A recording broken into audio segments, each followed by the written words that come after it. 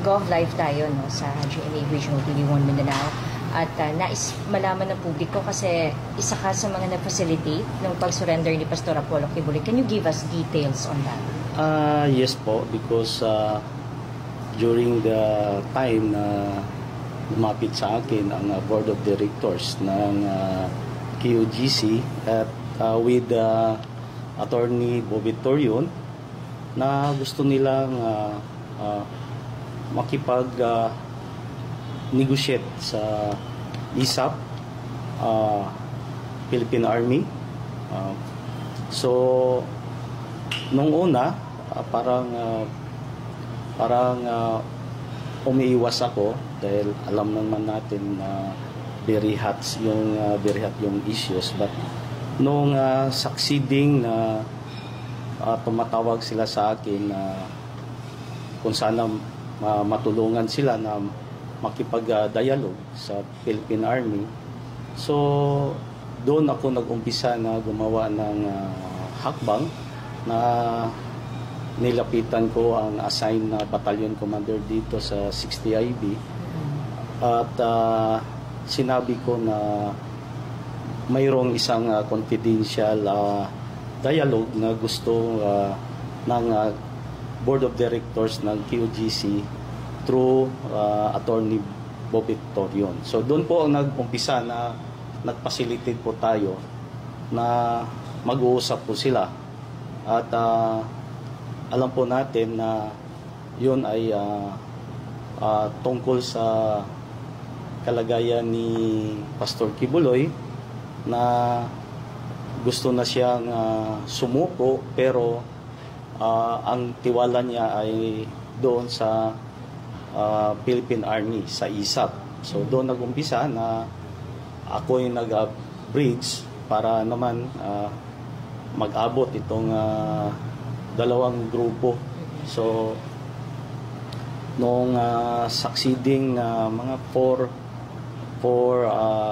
consecutive dialogue, so nabuo yung tiwala ng both parties at kahapon doon nag-desisyon at bago pa yon, so nung Saturday yun ang parang semi-final namin na nag-uusap at ang napag-usapan na maghintay ang ISAP sa final decision ng Board of Directors at ni Attorney Torion na sila mismo ang magdala kay Pastor Kibuloy doon sa area kung saan ang final na pinag-usapan na doon sunduin si Pastor Kibuloy. Dahil ang nakakaalam lang sa location ni Pastor ay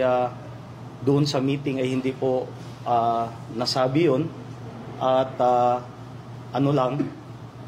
sila na ang nag-facilitate yung Board of Directors ng QGC. Okay, sir, can you give us, kailan po nag-start nag-contact si Attorney Torion for that you said negotiation? Nag-start po ito nung August 30 at parang medyo malabo kasi hesitant tayo, hesitant din yung Philippine Army at si Attorney Torion din, siyempre may reservation siya palagi kung tama ba yung decision nila kasi nga dahil nga sa parang sobrang laki na ng conflict o chaos na nangyari doon sa QGC. So tayo naman sabi ko na kung ito ay para sa kapayapaan at matapos na ang gulong na to, so dapat lang siguro magtiwala yung both sides, yung both sides na side ng ISAP, Philippine Army, and the side of the Board of Directors ng QGC. Okay, sir, I understand that some of na pag-usapan ay confidential, but can you give us when was the time na nag-agree na and ano po yung napag-usapan? Nung Saturday ito.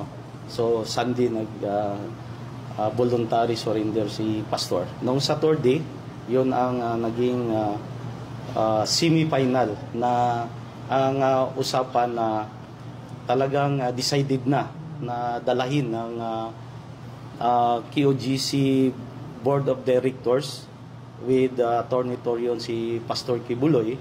And doon na napag-usapan lahat dahil ang Army naman din, sabi ng Army during sa dialogue namin na wag namin alamin kung saan ang location ni Pastor Kibuloy dahil lahat po tayo ay nag-iingat baka magkaroon ng trouble during the transfer or pagdala kaya Pastor Kibuloy na walang masisi doon sa kausap. So after doon ako rin nag-decide na nandito na kayo sa almost final agreement na.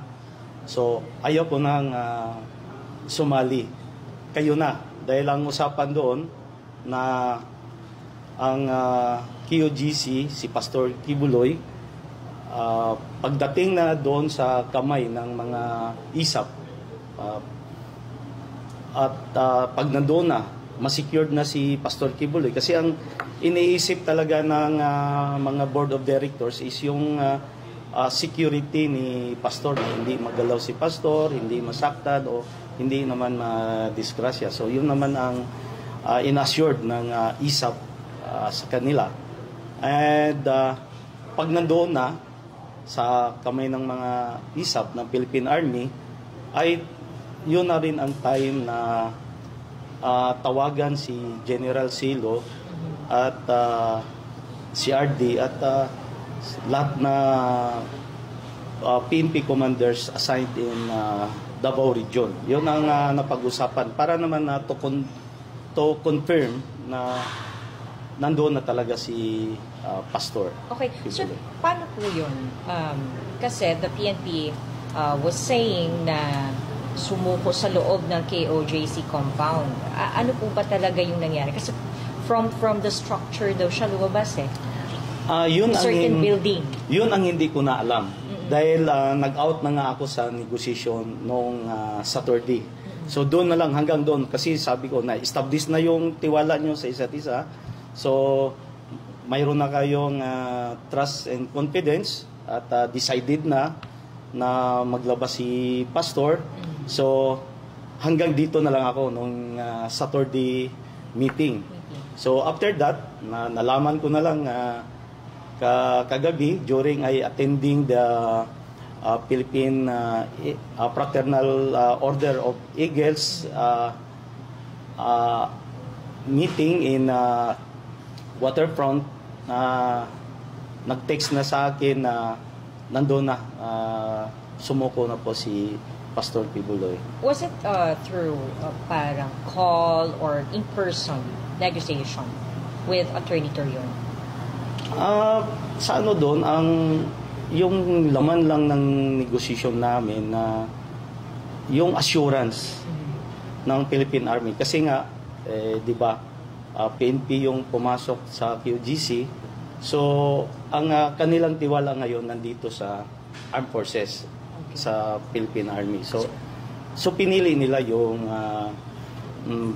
ISAP na yun ang kausapin nila. Kaya yun din ang ginawa ko na makunik lang ang side ng ISAP through the Battalion Commander of 60IB, si Lieutenant Colonel Kabading, para siya nang bahala at during the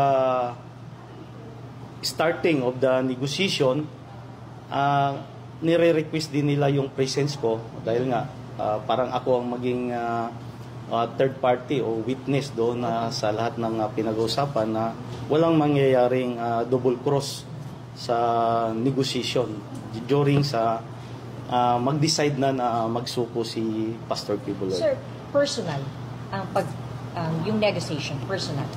Yes, personal po namin ginagawa with Attorney Torion at yung